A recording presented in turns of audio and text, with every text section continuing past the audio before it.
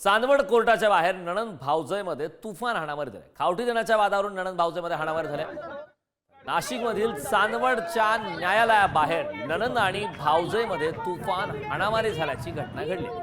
नाशिकच्या विकास केसे आणि चांदवडच्या ग्रामीण भागातील माधुरीचे 2 वर्षापूर्वी लग्न झाले होते। लग्नानंतर काही महिने चांगले गेले, त्यानंतर वाद होऊ लागल्यामुळे माधुरी माहेरी निघून गेली आणि तिनं कोर्टात खावटीसाठी दावा दाखल केला।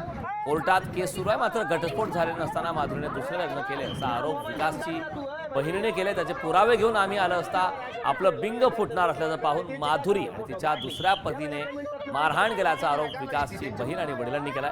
विकासच्या नातेवाईकांनी माधुरी सोबत झालेले पहिले आणि दुसऱ्या लग्नाचे फोटो दाखवत तिच्यावर गुन्हा दाखल करण्याची मागणी सुद्धा केली।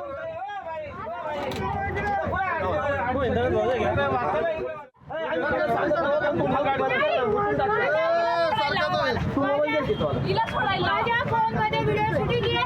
ही मुलगी माझा फोन देत नाहीये, प्रूफ येते आपल्याला।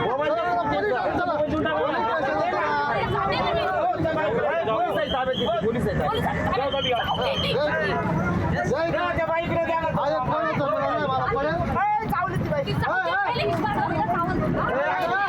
मोबाईल घेऊन टाक ना तू